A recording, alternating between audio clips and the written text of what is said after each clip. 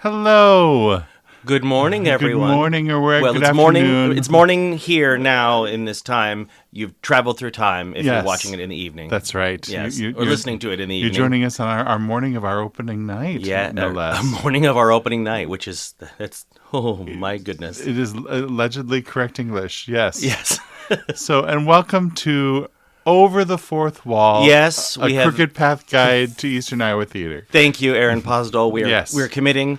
That also means that we get to call it the OFW, which really technically is the over fourth wall, but it's just so fun. Welcome to the OFW. Yes. I feel fancy. Over the Fourth Wall. Yeah. OFW. Yeah. Fabulous. Yes. Good morning, Patrick. How are you? Good morning. Good. So we are. This is our first podcast where we're actually talking about a show we are directly working on right now. The production we're talking about is Crooked Path's first fall offering, which is Hamlet, Prince of Denmark, The Tragedy of Hamlet, Prince of Denmark, by William Shakespeare. Did I get the title fully right? I think so. Okay, good.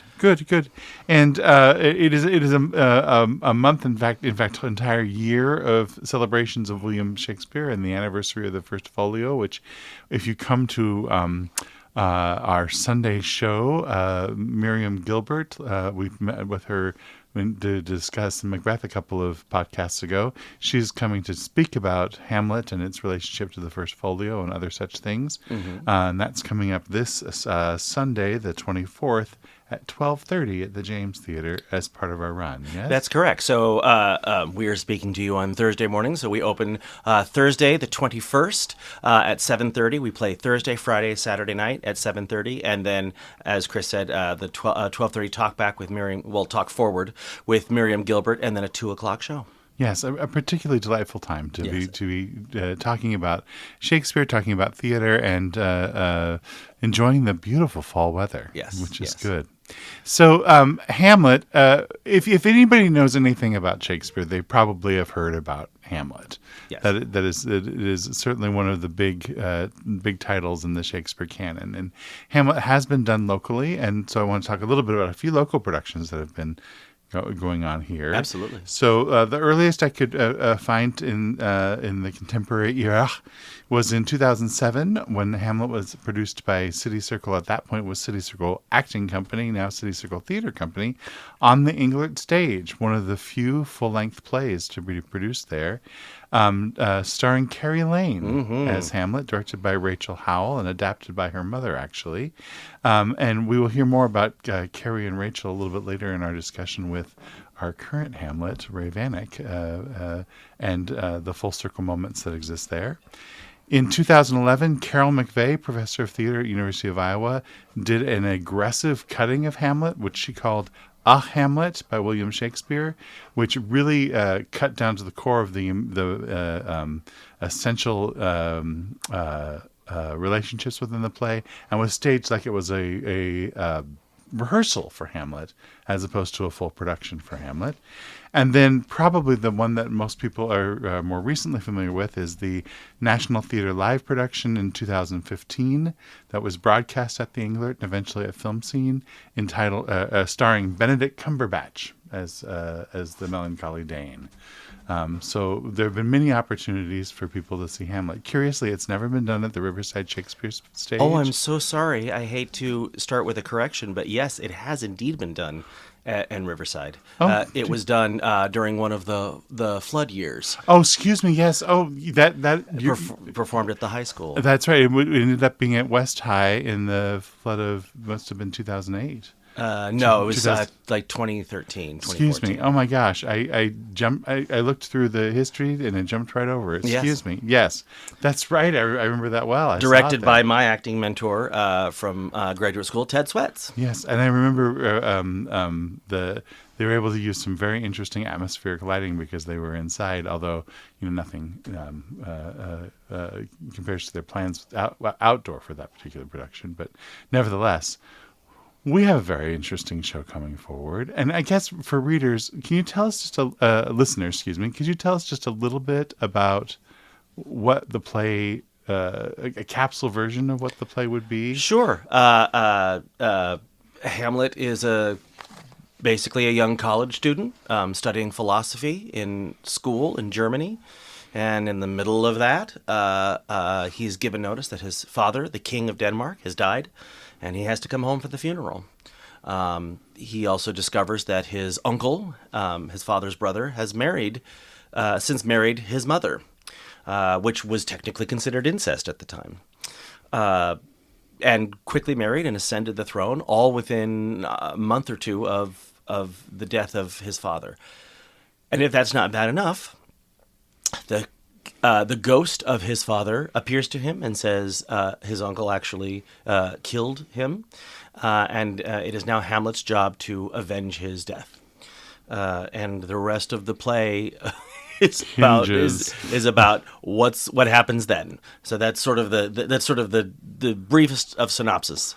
No, thank you so much. It's interesting when we often think about relationships and matters of state of the past. We imagine that marrying your brother's wife, for example, or marrying your husband's your deceased husband's brother may have just been something that was done back then, but this was actually felt for the time to be somewhat of a marker of something nefarious that might have been going on. Yeah, more than nefarious, taboo. Yeah. Good. Yeah.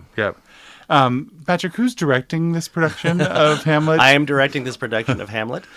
This cast is incredible. This cast is Ray Vanek as Hamlet, Matthew James as Claudius, Katie Hahn from many, many Riverside productions as Laertes, Robin Calhoun, a favorite, as Gertrude. Genevieve Wisdom has returned from New York just to play Ophelia for us. Bob Mussett, who is a relative newcomer to the area and has just sort of exploded onto the Riverside theater stages. We love having him, and he's playing Polonius. J. Piper Rosewell is who's also a recent returnee, is playing Horatio. John Smick is playing our ghost. Caleb Marner came all the way down from TCR to play our Guildenstern. Andrew Wilkes has returned to play Rosencrantz, and Carrie Houchins Witt plays everyone else and is also our fight choreographer. Serving more than double duty, as it were. Yes, indeed. And for those of you interested in more details about their bios, certainly that'll be available on our website and through a beautiful trickle of social media posts, Patrick, on our Facebook and Instagram that can give information about each of those people in case you've heard those names and wonder where you might have heard them, because they really have worked everywhere. Yes, absolutely. So in preparing to direct Hamlet, I know you've done a lot of research, and what do you have to share with us about the play? The glasses are going on, folks. Okay, here we go. First of all, as always, spoilers ahead. My sources for my nerds listening, as always, the Asimov Guide to Shakespeare and Shakespeare: The Invention of the Human by Harold Bloom. Both the Arden and the Folger editions of Hamlet, which we're going to talk about. And then my two big sources, and again, I'm talking about both the research I did for our podcast and the research I did for the show, are two books. One is Hamlet in Purgatory by Stephen Greenblatt, which is actually mostly about Hamlet's father, Hamlet Sr., and a book called The Renaissance Hamlet by Ronald Mushet Fry, which reads, I think, like a doctoral dissertation or a thesis. It's a wonderful, wonderful book. So these are my sources. All right. So Hamlet is Shakespeare's longest play. It runs roughly 4,167 lines, depending on the version of Hamlet that you read. Shakespeare plays usually play at about 1,000 lines an hour. So you do the math on that one. If you ever are interested in seeing a full production of the full Megillah of Hamlet, our production will certainly be cut, but the Kenneth Branagh 1996 film version of Hamlet presents Every Hamlet word. in its entirety. And it's absolutely wonderful, except for Kenneth Branagh, in my opinion. But what a cast. Hot take. Hot take. Yes, shots fired.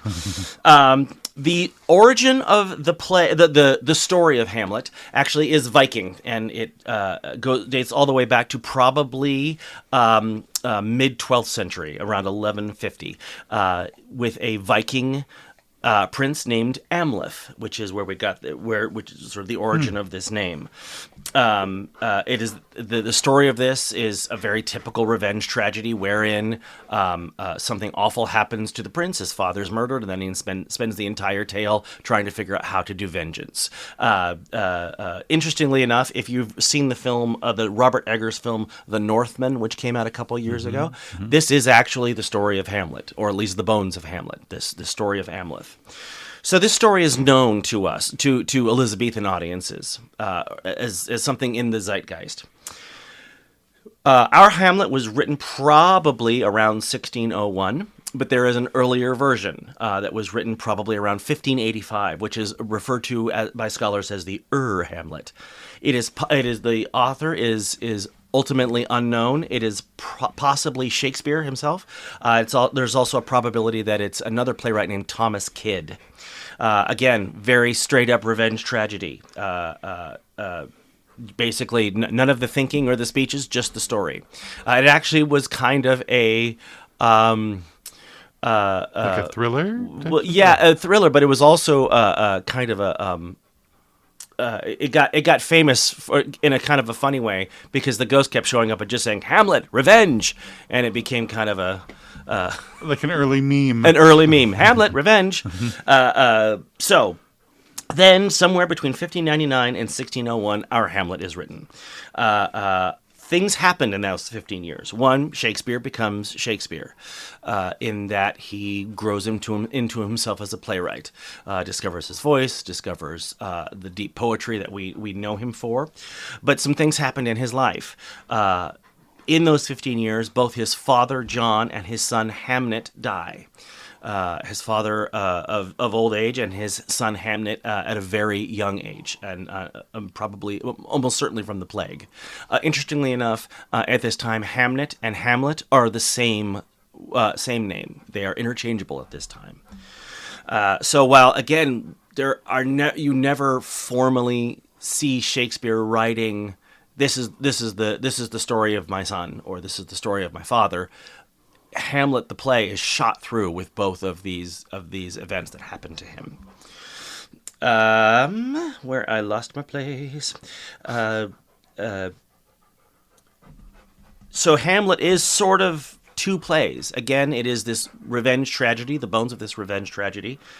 But then we have all of a sudden we have these wonderful speeches, many of which can be sort of taken not out of context, but out of the plot itself. It's this additional layer of thought and of existentialism, existential thought and feeling layered on. As in, I'm gonna write this play that but I'm gonna use this opportunity to talk about some stuff that's on my mind. Curiously, one of the earliest performances of this play was in 1607. Actually happened on a ship off the coast of Africa, the East India Ship Company, a ship called the Dragon, allegedly performed to keep the sailors from boredom and from dun gambling. So we need to talk a little bit about the quarto versus the folio. These are terms we're going to hear a lot, and you may have read or seen. A quarto is much smaller, and it's called a quarto because it's created by folding one sheet of paper in half twice to create pages. And these are both books. These are written versions of the play. Yeah, written versions of the play. Quartos are single plays. Folio are much larger. They are a compendium of the plays. Anthologies. Yes.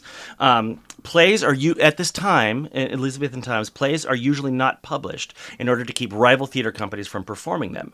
But actors or technicians would take notes, or they would steal working pages because these are new plays in development at the time, and would compile them and sell them to publishers to be printed.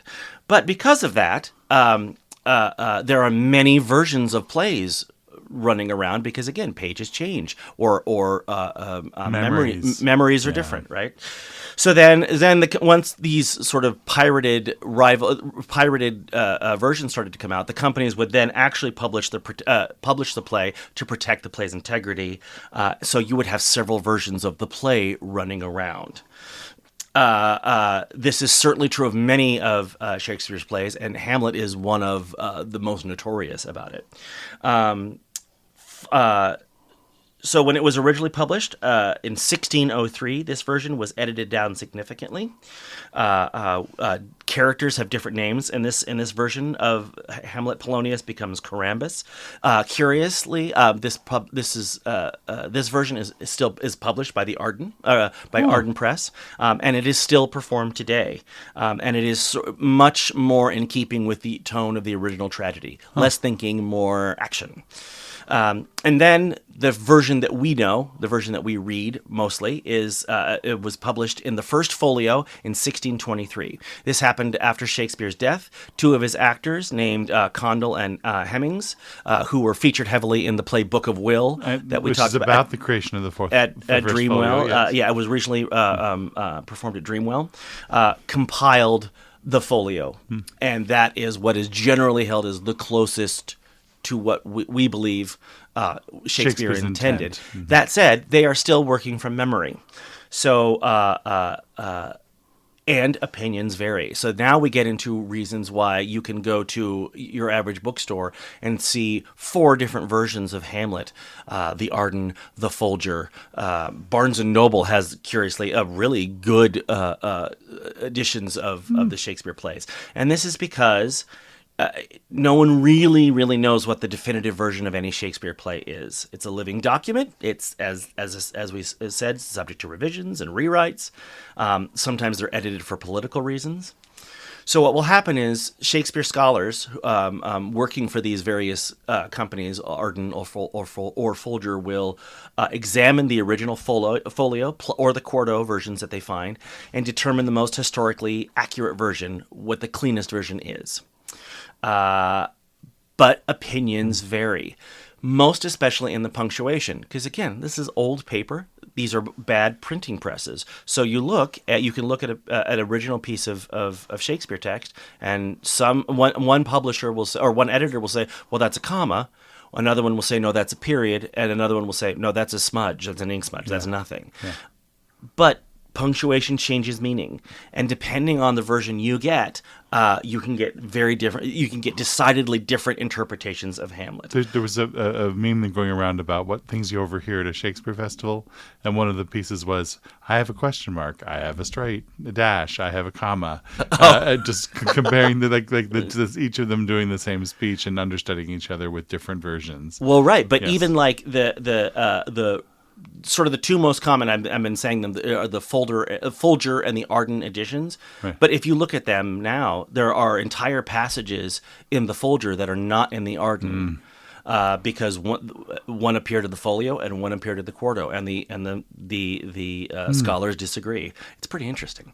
So it also means that you are free as a creative to make your own determinations.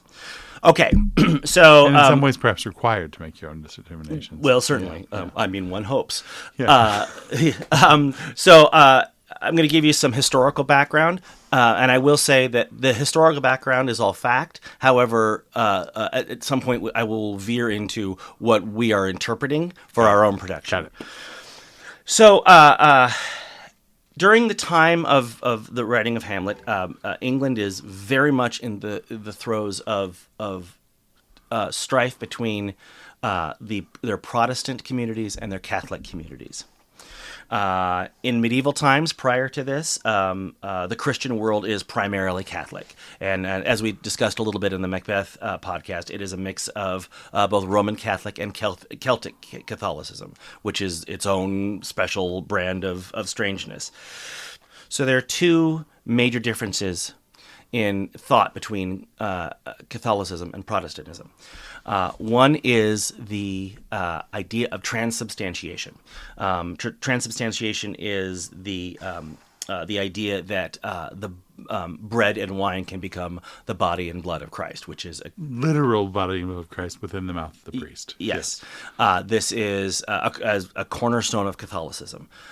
This is viewed by Protestants as completely wrong and actually laughable. And there were many jokes at the time and barbs about the fact that I mean, and I'm making light of it, but it's true. Oh, you dropped the body of Christ. It's on the floor there.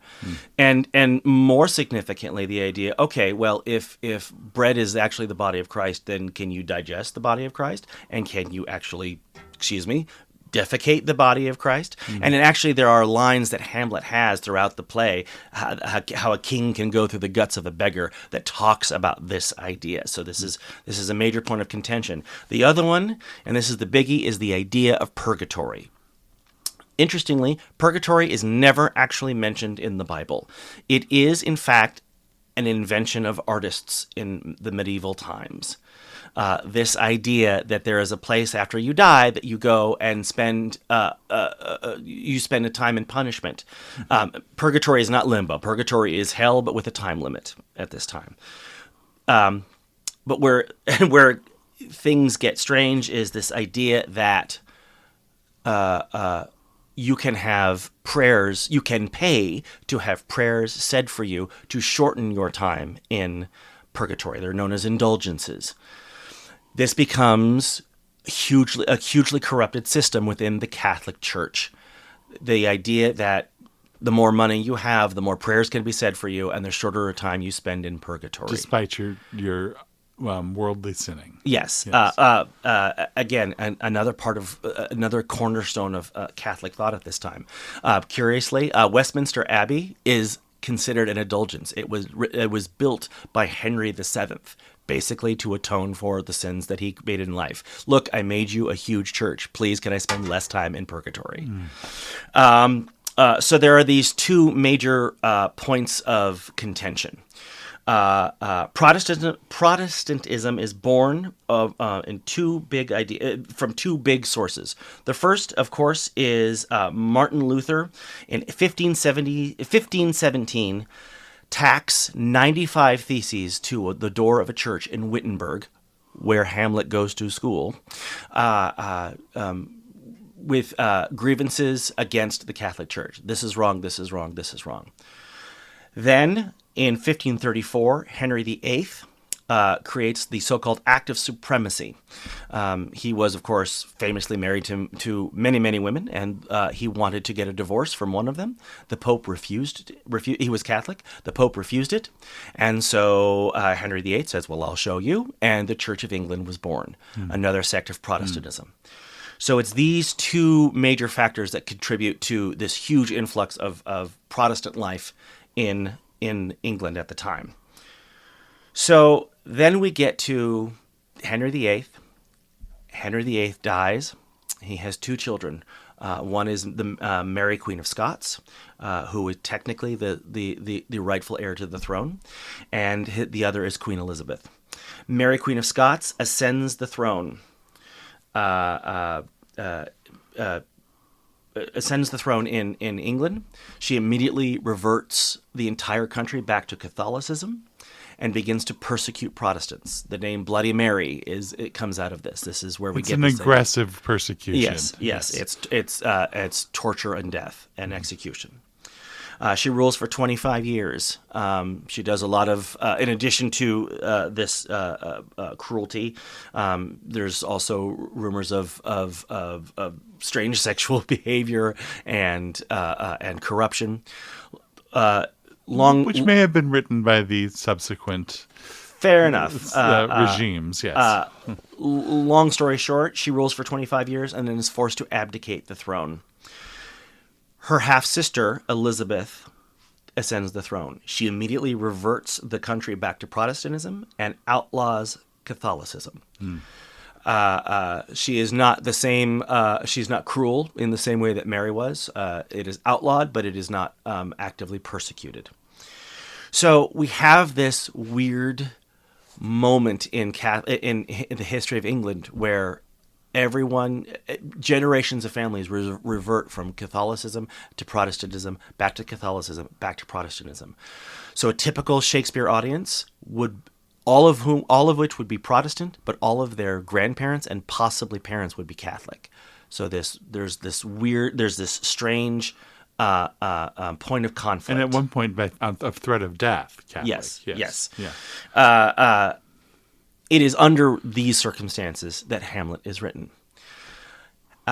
Shakespeare was a practicing Protestant. We know that because he's written down. He's written down in the journals of Protestant churches. He's a practicing Protestant. However, about 150 years after Shakespeare's father dies, after Shakespeare dies, the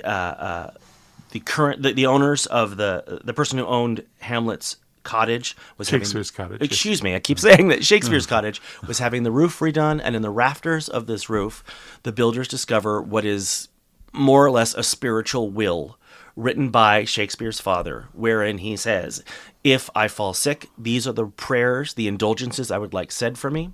If I die before I am allowed to be allowed to confess my sins, these are the prayers I'd like said for me. So Shakespeare's father was almost well, it matters, right? Yes. Shakespeare's father was almost certainly a practicing Catholic, which means Shakespeare was likely raised Catholic. So it is under these circumstances that Hamlet is written. Now, what does all of this have to do with us and our play? And this is where we veer into our production. Mm-hmm. So again, Hamlet, Denmark is a Catholic country, so Hamlet was almost certainly raised Catholic. Then he goes to college in Wittenberg in Germany, where he converts to Protestantism. He returns and is immediately confronted by the ghost of his father come from purgatory. This sends him into chaos, and this is the launch point of the play. If you can't even trust the hereafter, if you cannot trust what happens, then what is real? What matters? Who is God? What is God's place in my life, in my world? And what, perhaps most of all, what is my? Do I have any free will at all? This is the launch point of the play. So, for example, and this happens throughout the play, when after it's finally revealed and we're certain that the brother has killed Claudius, the brother has killed the king, Hamlet finds him alone and he moves to kill him, but Claudius is praying. And so it's this enormous catch-22 and this clash between Catholicism and Protestantism, because according to Catholicism, if Hamlet kills Claudius, he immediately goes to heaven.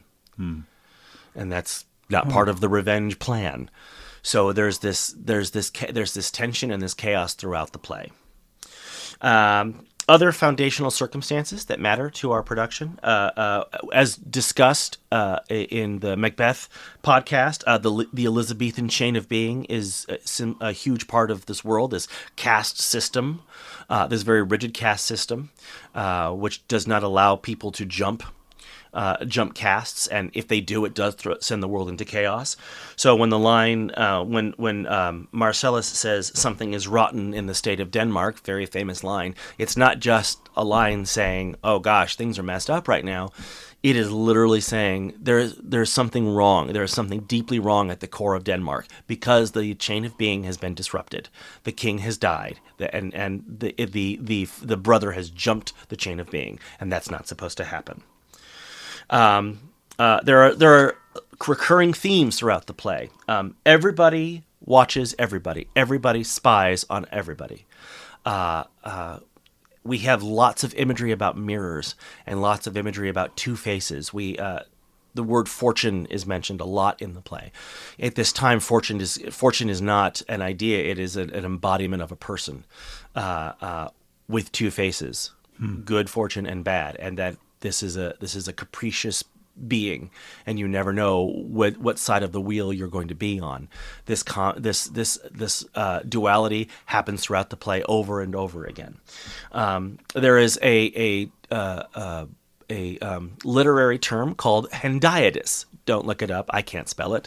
Throughout the play, which is basically 2 for 1, where two words are combined to create a bigger idea. Wit and wisdom is a hendiadys. There's wit and there's wisdom, but you put them together and it's something else. Part and parcel is a hendiadys.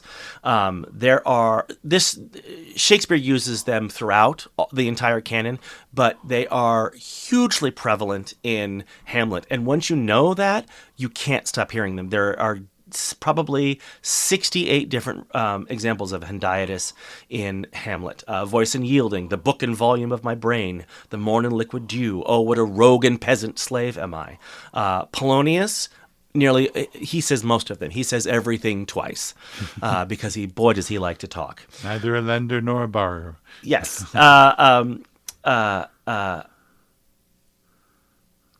Most of the plays that Shakespeare wrote were written on spec.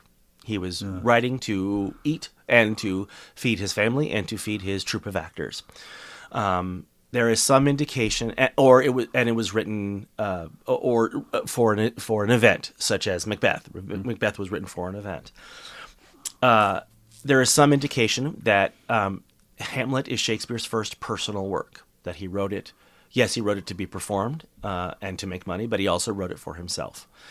There is also some indication that he never, ever intended the play to be performed fully.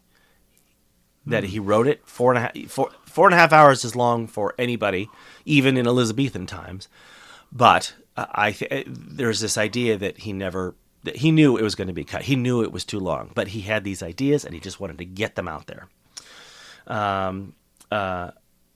Hamlet has been associated with a lot of, over the course of the mid to 19th century, Hamlet, the play, suddenly gets associated with liberalism, which is strange because all of a sudden Hamlet is viewed as indecisive and weak because he thinks. And there's this huge misconception about Hamlet, that Hamlet is indecisive, that Hamlet never does anything. And Hamlet spends the entire play doing things. Once Hamlet finds out what's happened, he never stops. He runs through the scenes, doing things. Yes, it takes the entire play for him to decide what he's going to do, ultimately. But he does a series of steps up. He does a lot of things in the meantime.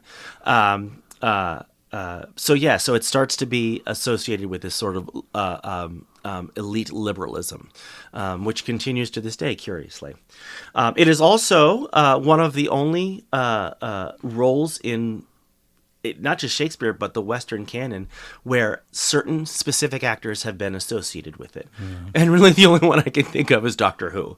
Like, everyone has a favorite Hamlet and everyone has a favorite Doctor Who.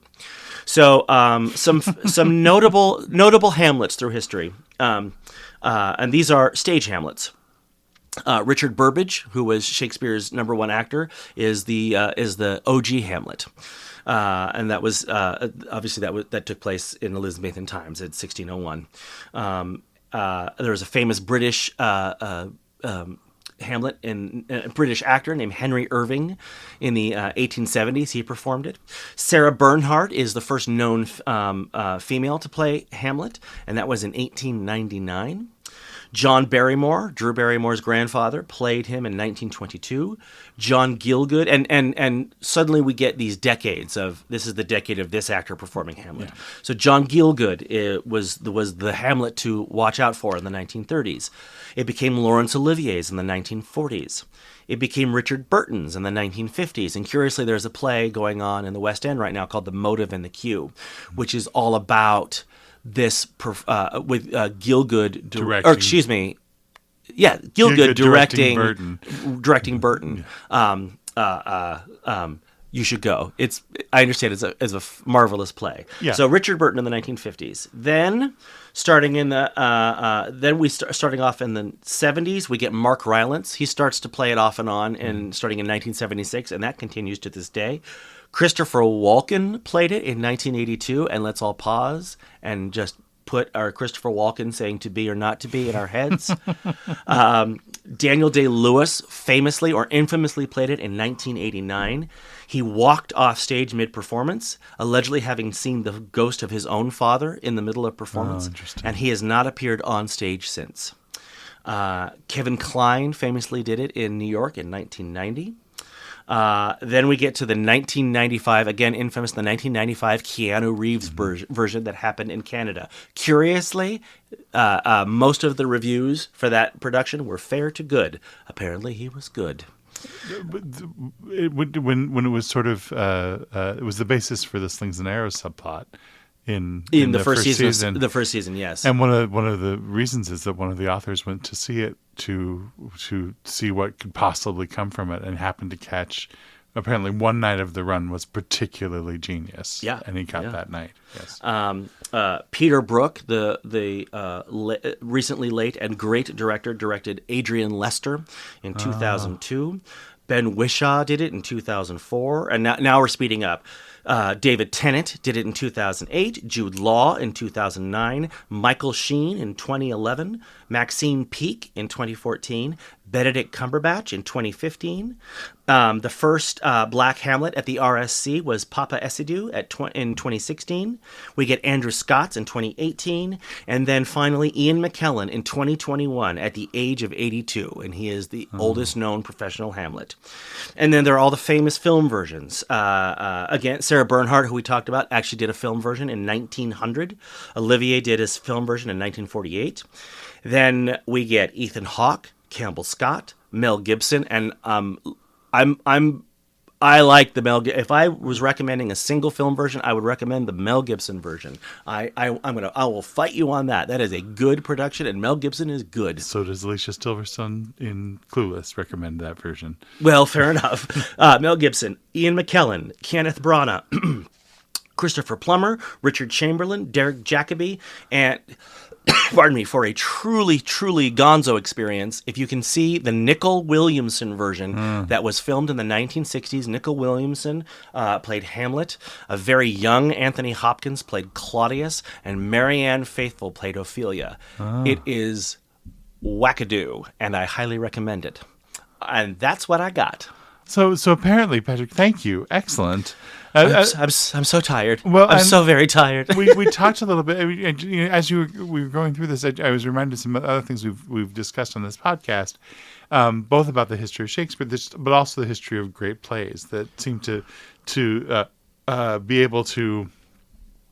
The word that kind of is coming to mind is withstand, but that's not completely right. But sort of bear different interpretations and different castings and different approaches, but the essentialness of the play is borne out in the different eras in which it comes to be seen. Well, and there are certain decades where Shakespeare plays are more or less popular. Hamlet is having a moment, and similar to Macbeth, Hamlet is having a moment right now. Right. Hamlet is often performed, or there's a huge uptick in performances during times of unrest. Interesting.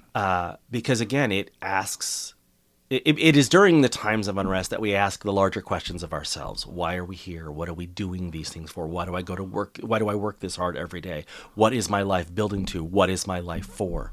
Hamlet asks all of these questions. And again, I think because and we're going to talk a little bit this with Ray about this too, that Hamlet, the play, gets a bad rap because we just assume it's not about us because it's right. Hamlet, and to be or not to be. It's so distant, and it's not. It's about our whole it's about our lives. So yes. So, but yeah, Hamlet is having a moment right now. Well, and thank you for that transition to our special guest today, which is our Hamlet, Ray Vanek. Now, it should be commented that we could have interviewed anyone in this cast and made a beautiful a podcast, and that this is a wonderfully deep bench. But you only get to play Hamlet once. You only get to play, and there is something about Ray's story that we think you're going to find particularly engaging and as we mentioned before, a bit of a full circle moment. It's and I don't think I'm going to give away any spoilers, but it's not usual that not every day that you see someone play a role they've been looking forward to playing for almost 30 years, which is very special. Very special. And we are so pleased to have Ray with us in just a few seconds. Well, hello, welcome. We are here with our special guest. We're so glad that you could join us. So, would you like to introduce yourself and tell us what part you are playing in this production? I am Ray Vanek, and I am playing Hamlet in Hamlet. Wow, the titular character, as it were. Yes, and perhaps one of the most famous in all of Shakespeare. Yeah. We're so excited. Me too. Excited and scared. Yes. So, Ray, how did you get here? To Hamlet? To Hamlet, to Iowa City, to like where Acting are in you the theater. from? Yeah, Yes. you have an interesting route. I grew up just outside of Chicago and became a theater kid in high school. Which high school did you go to? OPRF. It's Oak Park River Forest High School. And it, though it's not a performing arts school, had 3 different theaters that we did shows in. I think we did 11 shows a year. Wow. And we had a little black box that students could direct in. I mean, it was like kind of amazing how much theater So I think I opportunity mentioned to you, there my was. great-grandparents lived in Oak Park back when it was the edge of town. Yeah. So yes, and prior to in the middle of the Frank Lloyd Wright houses going up in that area as well. Right. So a fascinating area that I know is now the middle of Chicagoland, but Right. at one point was the edge of town. Yeah. They worked hard to stay not subsumed by Chicago Yes. proper. So we're right up against it. And we were always like, well, we're not really a suburb because the blue line and the green line end in Oak Oak Park. Park. So we're still commuter. Totally, that's But such a thing. It was also a small town. You know, it's like it was 60,000 people maybe. I don't know what it is now, but when I was growing up, yeah, this was in the 90s. So it was like had that, small city feel, but right up against the big city. And so many of my friends who did theater in high school did it in college and then moved to Chicago to start a little storefront theater and Right. do shows because that's what you do. Well, when you're used to doing 11 shows a year, Right. you learn how to make your own magic, right? Yeah. Yeah. Yeah. Are there particular memories of shows in high school that stick out to you? Um, I'm always curious about this with Right. people. I played Eleanor in The Haunting of Hill House because back then I was being cast as in female roles, Wow. which I really loved. I loved that show. I loved that role. It was really creepy and really fun because she's the one that gets haunted Yes, by yeah. the Yeah. house. You know, that one was really fun. Was that in the black box or the main Yeah, stage? no, it was in the black box. You strike me as a black box kid. I did a lot. I Yeah. didn't do the music. I mean, I did the music. I was in the chorus of Wizard of Oz or something. Sure. But I 'Cause did everyone the small. was. Yeah. Right. Exactly. Yeah. There were for social reasons. right. And we did Dancing at Lunasa too. That was fun. It was fun to see it when they did it Right. recently. Right. I played the character that Noelle played, and it was very fun to watch them. That's all the of City them Circle do. production just from last spring. And was it interesting to see that show with significantly more adult eyes? Yes. Mm-hmm. Yes. Because Yes, it is like a lands memory very play. differently, doesn't it? Yeah. Totally. Yeah. So did you start primarily as an actor? Did you start primarily as a technician? All of the above? Acting. I directed a thing in the black box my senior year, and looking back now, I was like, I had no idea how to do any of the technical part of the show, get any of the technical part of the show done. But the acting and directing stuff was really the fun part. I directed Death Trap by Ira Levin. Yes. Great. More onstage deaths than Hamlet was our tagline. There we go. actually.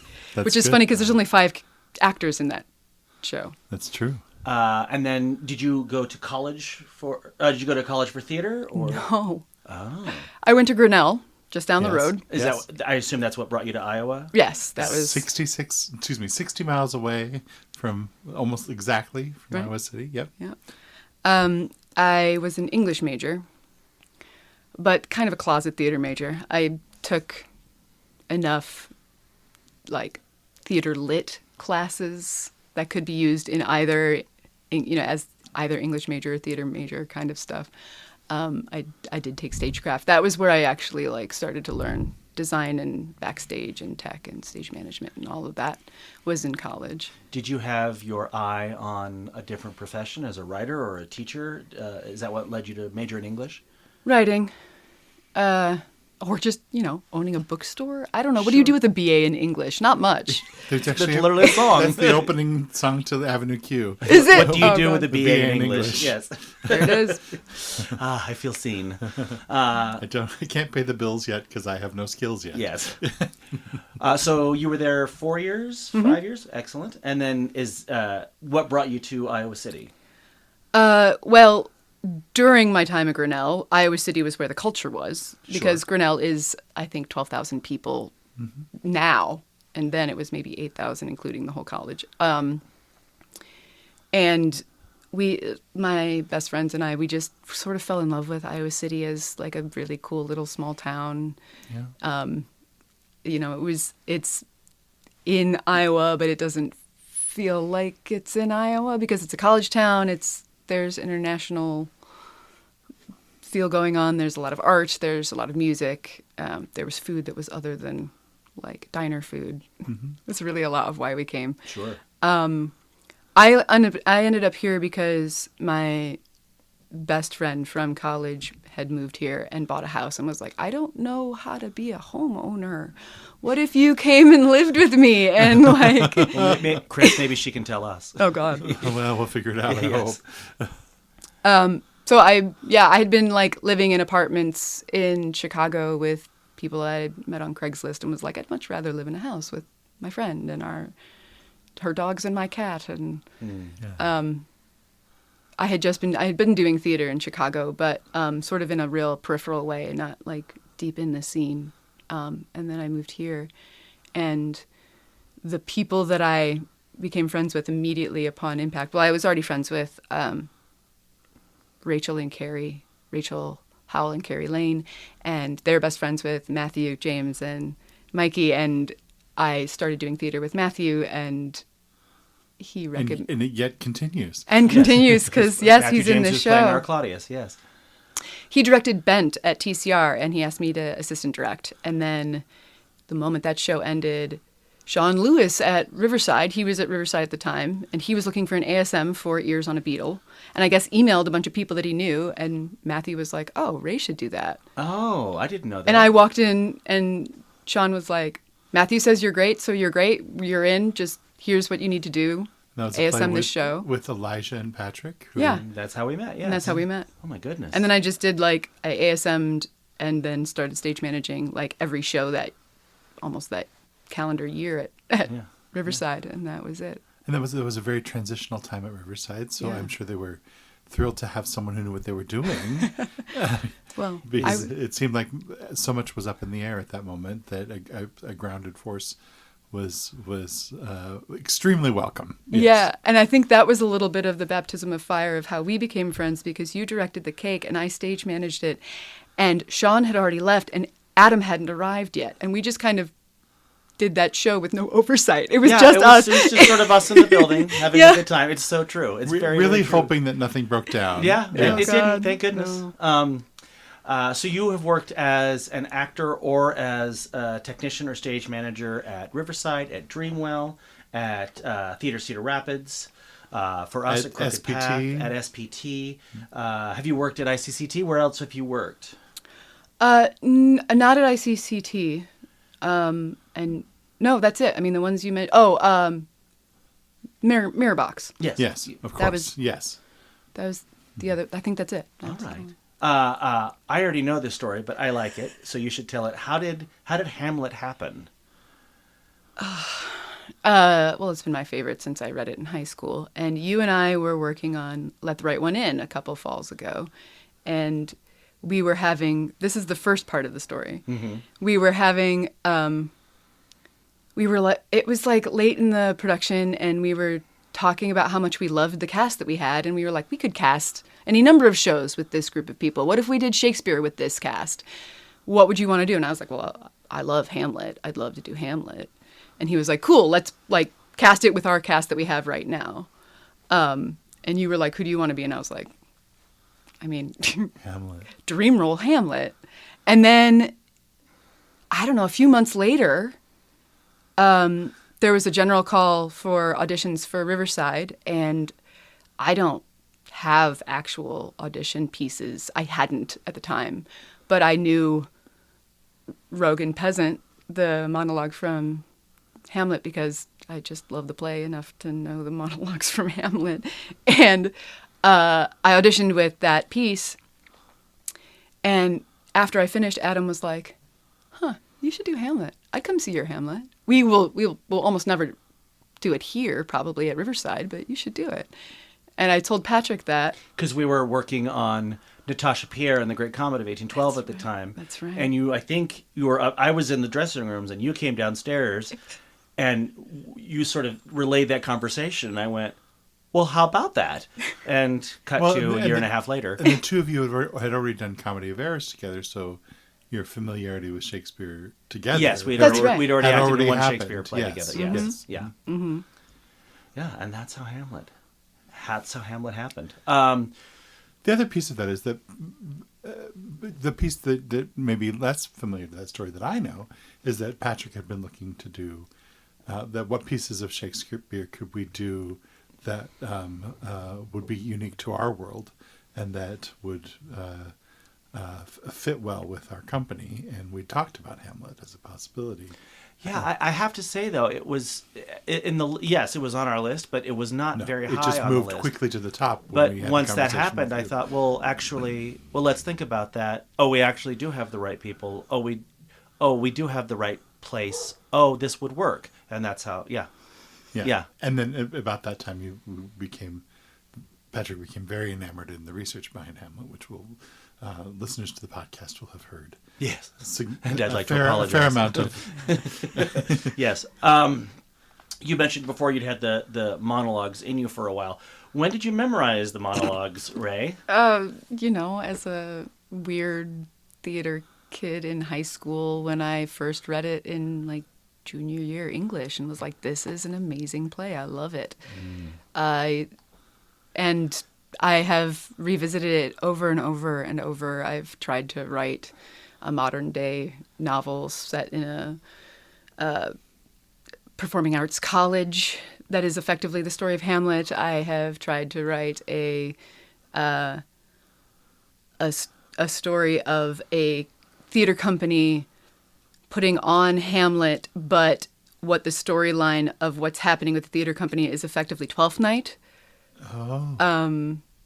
I can't stop thinking about Hamlet. So, thanks for the segue. Why?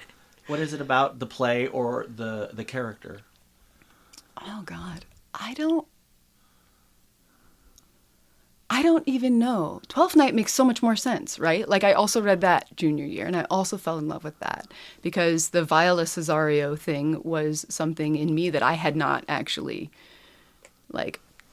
thought through yet, but was like, wow, whatever that is, I resonate with that. I don't know if I can even put a finger on what it was about Hamlet, except the language is incredible.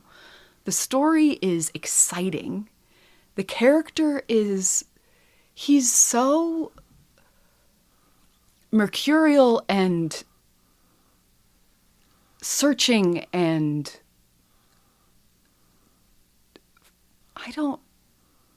young, and has something to do that is so much greater than what he feels he has the capacity to do, and yet he knows he has to do it. Like, what an incredible story that is for a young person specifically somehow. Yeah. Suddenly required to do things that most adults are not asked to, and certainly not when they're suddenly adults. Yeah, just barely. It's barely thrust upon you. So here we are. You and I have been in rehearsal for almost 9 months. Yeah. What's the process been like for you? You can tell the truth. The truth is, it's been incredible. It's been amazing too. Just for like the first four-ish months, we got together once a week and just worked on the monologues and talked through circumstance and what it means to say the words and live them at the same time, and to let them sink into your bones. It was I feel like the luckiest person to be able to have that as my experience in, how many shows have I been in since I've been in town? 3, 4, and then Hamlet. And I think you've said recently, you're like, I just had to cram all of a graduate school theater major into your head in 9 months. Yeah. And- But you did it. Well, And you came on the road. Yeah. What have been the surprises for you, pleasant or unpleasant, for the role, for the play, any of it?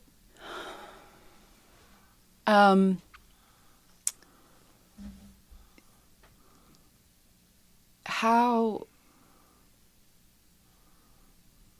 it really so much of what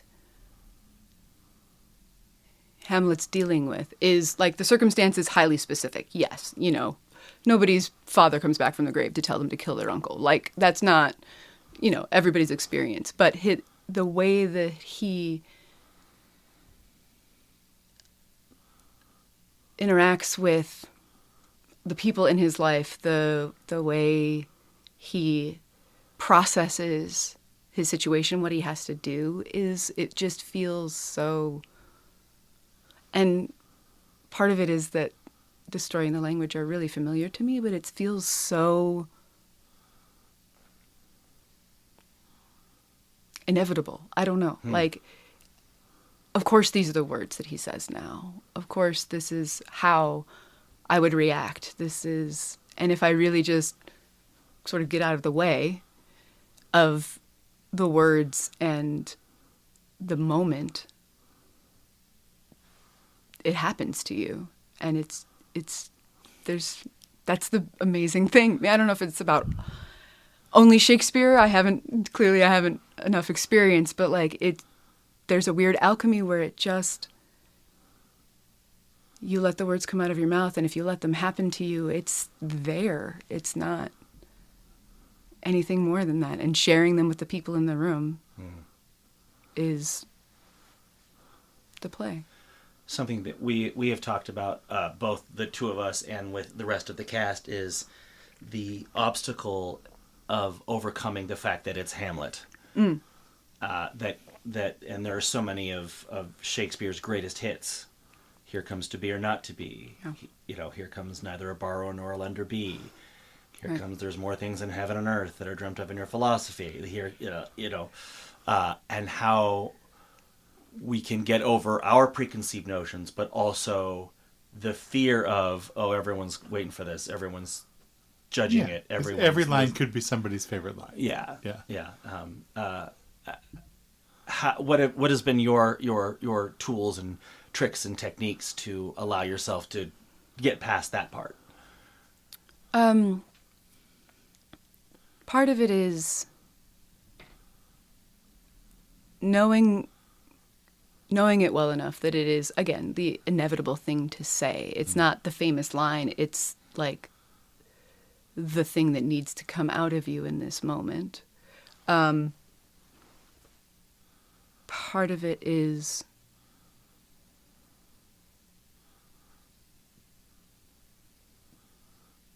I guess that's that, and not like, well, it needs to be said differently than it's ever been said before, but it needs to be said the way I can say it, which is effectively different than it's ever been said before, because it's the way I would say it. Yeah. It's coming from you. Yeah, that it's just you are the person saying the famous line, and therefore it is what you need to say, and you look at the people in the room and say it to them in a way that hopefully hits the audience in a way that they've never heard it before. But that's not the point. Yeah, it's an interesting the needle to thread of to let it come from you and allow it to be heard for the first time, but also not to, quote, put your spin on it. Right. Because that's the same as that's basically no different from trying to do it like somebody else. Like, I'm going to specifically not do it like anybody else. That's not the play. And there's almost, it sounds like I just fully contradicted myself when earlier I was like, if you just say the words as Shakespeare, because the words that Shakespeare wrote are the inevitable words to be said, that it's, well, you just say the words that Shakespeare wrote, and then But you say the words. But you say, exactly, that's the difference. But I also, that idea of like contradicting yourself is also, I feel like we've been threading the needle over and over in rehearsal. It's like, well, okay, so you have to think about this.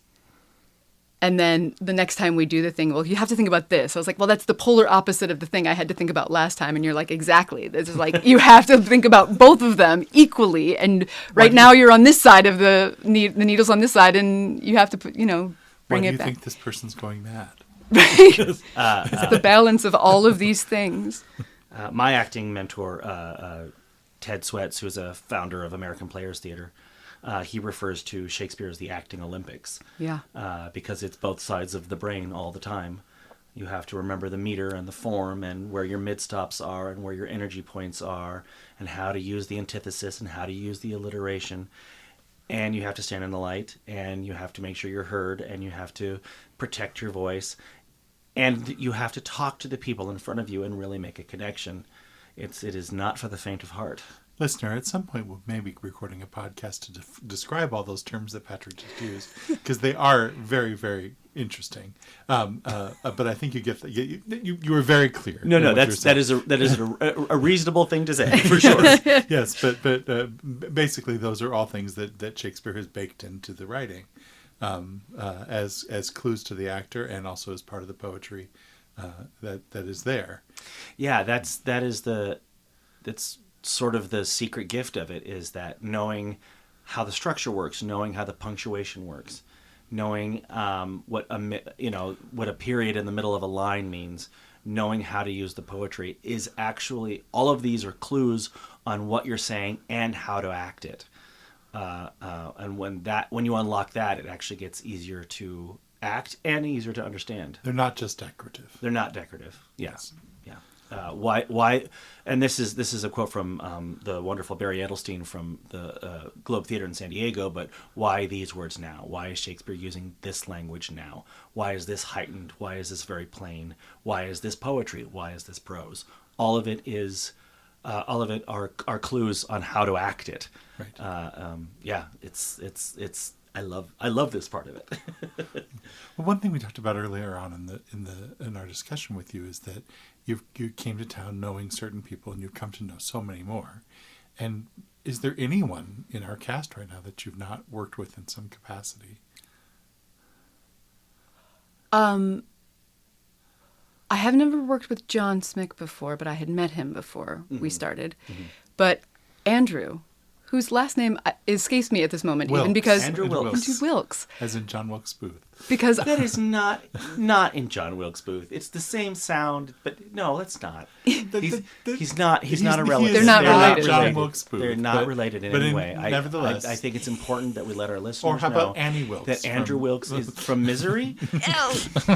John Wilkes Booth and Annie Wilkes and Andrew Wilkes have very little in common. I think this is going very well.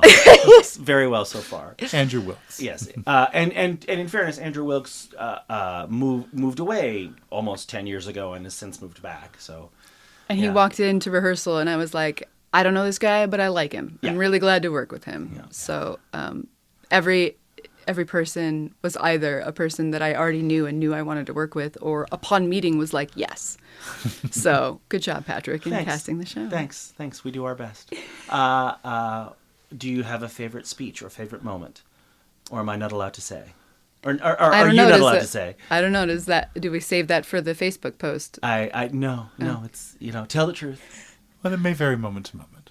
It does. I mean, I have a lot of favorites. One line that I absolutely remember when reading it in high school. I was like, oh my God, that is such an amazing way of saying that thing. Which is, oh God, I could be bounded in a nutshell and count myself king of infinite space, were it not that I have bad dreams. Like, nobody else in the world could use as few and as evocative words to say that exact feeling. Mm-hmm. In the history of time, no one's done it as well as Shakespeare. Yeah. Yay. Well, that's a good place to be. All right. All right, now let's get to the dirt. Let's get to the real dirt. All right. Who is your favorite famous Hamlet? Oh God. That, of course, can change moment to moment as well. But I don't think it does. It doesn't. I have watched a number of I have a number of productions of the play. I have seen more than a handful and watched, I think, possibly every filmed version that can be found, and some that you probably shouldn't be found. I've seen Andrew Scott's. It's magnificent. That was like a National Theatre Live thing that I don't think you can actually buy it anywhere, but it's broadcast semi-perennially at this point. Right. Yeah. You have to go to the English here to watch it or film scene. Exactly. Yeah. I wish I could probably, I should make a list for you of how many of the ones I've seen, because it's probably almost the full list. David Tennant has gotten the closest to how I conceived of him. The closest.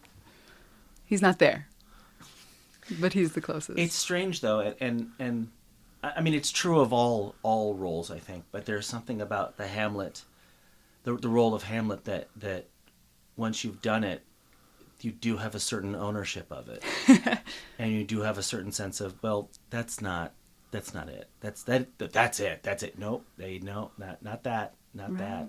It's strange, and now you're part of the club. I have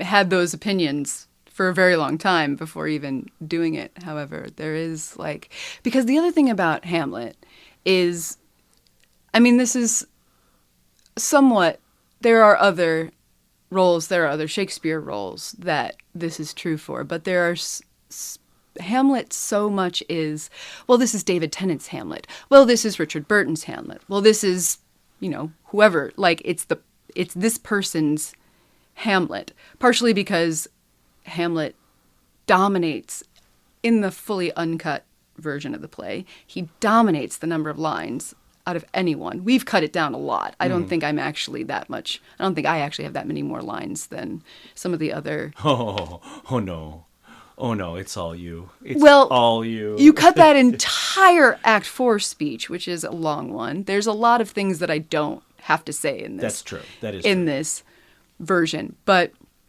it is this is Hamlet. Yada yada. There's this one guy. Of course, there's a lot of other characters, all of which are really interesting characters, and all of the actors that we have playing these roles are fantastic, and I absolutely could not do what I do without every one of them, and I'm so grateful to them that they're willing to do this show with me. But it is that person's Hamlet, because the idea of a definitive Hamlet is a myth. That's impossible. There can never be one.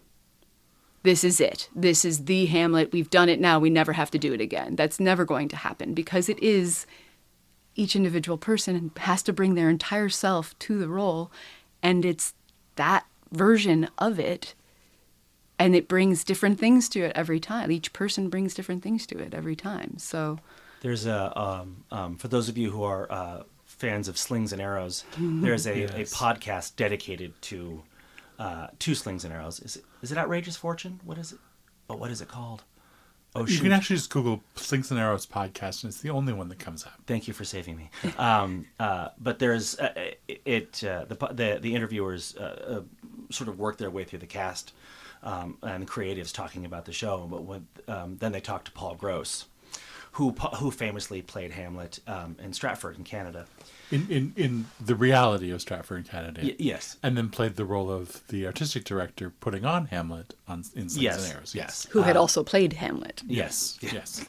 And I'm lost. Meta. And was also loosely based on the idea that Keanu Reeves was playing Hamlet around that time that Slings and Arrows was made. God, yes. Yes.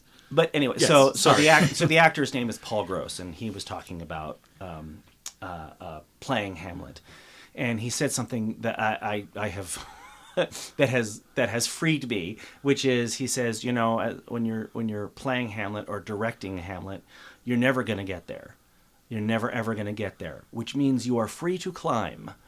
You are just go find out. Go find out. It's never going to be perfect, as you said. There's no one Hamlet. There's no definitive Hamlet. So it allows you, and the role can take it. The role can take your idea of it and your particular effort and what you bring to it, and the letting it pass through the lens of who you are as Hamlet, or as the director, or as Claudius, or Ophelia, or whomever, and that has been an enormous relief of burden, I think, for myself certainly, and I think for members of the cast as well. Yeah, because as opposed to a mountain, it is neither consistent nor immovable.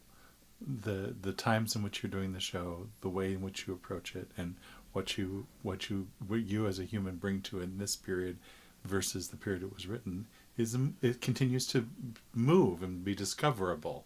Yeah, so and there is nothing to get to the top of. And of course that is true of any play, but I think when you're dealing with Hamlet, that carries with it such baggage of this is the way to do it, and it's such a difficult role and such a difficult play.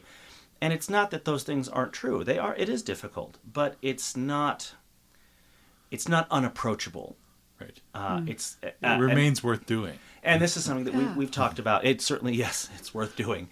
And that's what we've talked about a lot is how to make, how to allow our audience to see that Hamlet is in fact, the play Hamlet is in fact about them, is about their experience of life, about,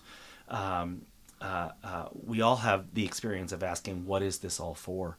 We've all had the experience of being overwhelmed by the tasks ahead of us and saying, why am I working this hard? Why am I doing this? What is the point of this all? Those are universal questions, and ultimately, those are the questions that at the heart of our existence, that we all ask, and that is what Hamlet the play asks as well. That's what the play does for us, and that's what I hope our audience gets out of the experience. I feel like that's why Shakespeare continues to be produced too, though, is how much there is of that in all of his plays.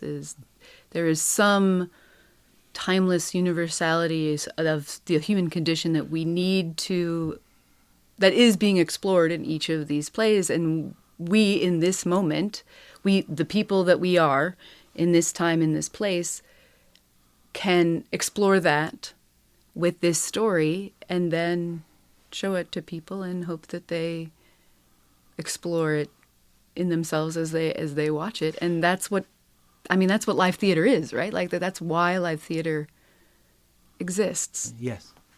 Historically, Hamlet, the play Hamlet, always has an uptick of productions during times of unrest, of political or civil unrest, because again, it is during those times where people start to ask larger questions about why are we making these choices? Why are we living our lives this way? Why are we doing what we're doing?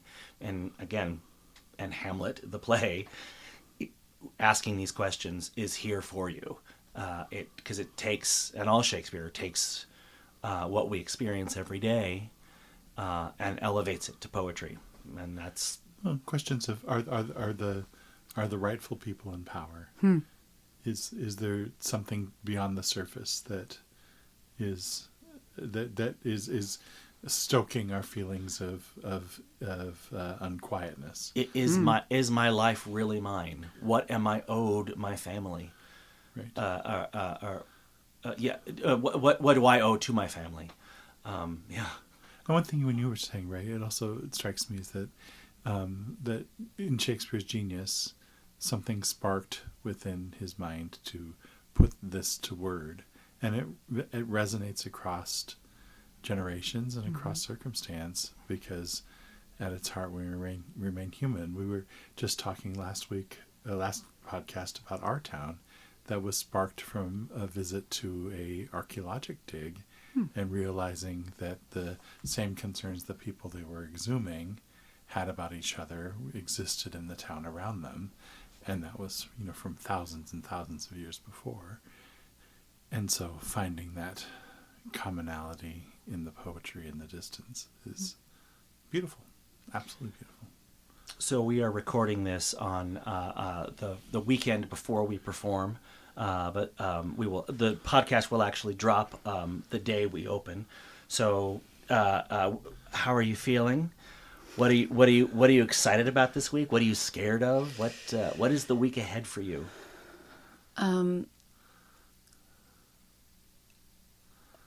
I have no idea if we have enough time. We never have enough time. We never have enough time. We've been working for 8 months. We still don't have enough time. We still don't have It's enough true. time. So there's that fear of like, will I be prepared enough to do it? There's, as with most things in life, there's no way to be fully and completely prepared for a thing that you have to do. You just have to do it. But one of the things I'm excited about is our Wednesday night. Yeah, isn't that wonderful? Yeah. So Hamlet happened, the play Hamlet, our production happened in no small part because of Leslie Nolte. And Leslie Nolte's generosity and her allowing us to use the space at Icon, which is her performing arts high school that just opened in Iowa City. Please check it out. It's just 2 blocks away from the James, where we will be performing. It's Hamlet. really something special. Mm-hmm. So our Wednesday, the night before we open, we are actually going to take our production of Hamlet and perform it in a classroom for all of the students at Icon, as a sneak preview for us, but also as a way to say thank you to Leslie and that's to so cool. the students. Yeah, it's how gonna be. wonderful. Yeah, it's going to be a neat night. I agree. Full circle moment for you, Ray. To get to speak these words to high school students, and Yeah. possibly the first time they hear them, yeah. Yeah. And there might be a little Ray out there. Seriously, touch it 20 years from now. All right. Well, thank you, Ray. Thank you We so much. appreciate your time. Please rest your voice. All right. I promise. All right. Thank you again. Again, Hamlet plays at the James Theatre September 21st to the 24th. The 21st, 22nd, and 23rd, it plays at 7:30 p.m. The 24th, Sunday, it plays at 2 p.m. Tickets are $25 and $15 for students, and you can buy tickets at thejamesic.com. You can also get tickets at our website, Crooked Path Theatre, that's Theatre R-E, crookedpaththeatre.com. And I do want to remind you that on our Sunday matinee at 12:30, the fabulous Miriam Gilbert, who we spoke with for our Macbeth podcast, is going to come do a talk back. She and I are going to come chat about all things Hamlet and all things Shakespeare. It is not to be missed. It's for anyone. It is free to attend. Please come. It promises to be a very good conversation. And 12:30 will be at the James as well. Yes, and it'll be at the no James. advanced ticketing is necessary. Not at all. Just show please up. come and enjoy it, and there'll be time for questions and answers as well about this production and as well as about Shakespeare in general. Yes. Mm-hmm. All right. Well, thank you very much. Thank you, Ray. Thank you, guys. All This right. was wonderful. Well, that was remarkable. Ray, thank you again for spending your time with us and talking about this process and what's making this production special to you. It has certainly been special working with you, and we're tremendously excited. So, remind us again, Patrick, when is the play running, and how can people get tickets? Sure. Again, not January. No. September 21st to the 24th. 21st, 22nd, 23rd at 7:30. 24th at 2 p.m. Tickets are at the James Theatre. James IC. Excuse me, the James IC. Or at crookedpaththeatre.com. Excellent. Yes. And there will be tickets available at the door. Yes. We're hopeful that becomes a problem, but as of now, people can walk up as well. So if you happen to hear this and have an inkling, just come on over. And we've heard from some people that are coming to the show, and it is a nice, wonderful cross section of our community. Yes, I'm very excited. Which takes us into something that is a part of our podcast, where we get to the Rosebud Thorn section. Yes, the penny Rosebud Thorn. Yes, so shout out to our niece Penny Driggs, and her teacher, who talked about roses, buds, and thorns in your life. Roses, things that are coming to fruition that you're very excited about. Buds, things that are somewhat still in embryo. And then thorns, things that may be getting in your way or causing you thoughts of pain. So shall I go or shall you? Go ahead. All right. So the rose that I have, for any of you that know us, Patrick and me, you know that we try to be mutually supportive of each other's projects, but every once in a while projects land on each other. And here we have Hamlet, our first big production of the year, landing right on top of the first show of SPT Theatre, the Tales of the Writers' Room in Cedar Rapids. And both of them are two good experiences to turn down one for the other. So we are splitting our time this weekend. And I've been in rehearsals for SPT Tales of the Writers' Room season 16, episode 1, which is terribly exciting. For those of you that don't know about Tales of the Writers' Room, it is a cross between Saturday Night Live and the Prairie Home Companion, but with a decidedly Iowa flair, with some of the best musicians in the area and some of the most fun clowns and creative writers that come together. Completely original sketches, completely original arrangements of music, and it's very exciting. We're starting our season with what is called season senses of humor is this season, and the first is seeing is believing, and it's been a joy to be able to work on that this week. My bud is a few weeks ago, I had the opportunity to sing in City Circle's season announcement cabaret, which was so neat to have back occurring. It brought back many memories of season announcement cabarets of the past. But it also just got me excited for cabaret season. Cabarets are something that Patrick and I both have a strong affinity for, and over the years we've now developed two that we are doing with regularity. The Halloween Cabaret, which is coming up at the end of October, which is actually this year going to be written and produced by our friends Robin Calhoun and Carrie Houghton-Switt. And then our Winter Holiday Cabaret in December, which is, I have no idea how many we've been up to. Is it 10? Is it 11? I don't know. I think this is 12. 12, yes, which is become originally intended to be a splash of adult humor and acid in the middle of the holiday treacle, and has become something really special. It is one of the few events that we put together every year that when we send out the call to people who have been involved in previously, within moments we get 100% acceptance. So it is an all-star cast, and we're excited to be coming up on that. And then finally, my thorn. We've talked about this on our podcast before, but theaters nationwide are being hit by a slower than expected return of audiences to the theater, and it seems that the pandemic has broken the habit of going to the theater. And we've learned over this last week that some of our local theaters are beginning to take some financial hits and having to make some choices about letting go of staff and other things like that. And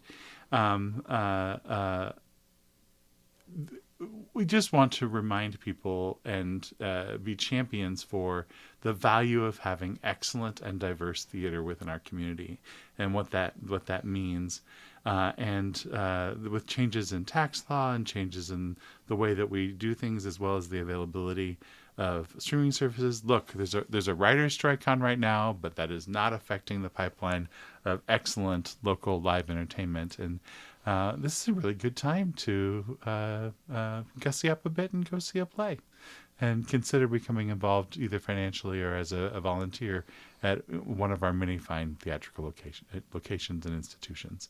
And I think you'll find that it pays excellent dividends. It certainly does for us. Mm-hmm. Well, this is apparently the shameless self-promotion episode of because, and I'm going to go out of order. My bud is that I'm going into rehearsal as a director for a play called The Woman in Black at Theater Cedar Rapids. I get a delicious 22-hour furlough between the closing of Hamlet and the going into rehearsal for Woman in Black.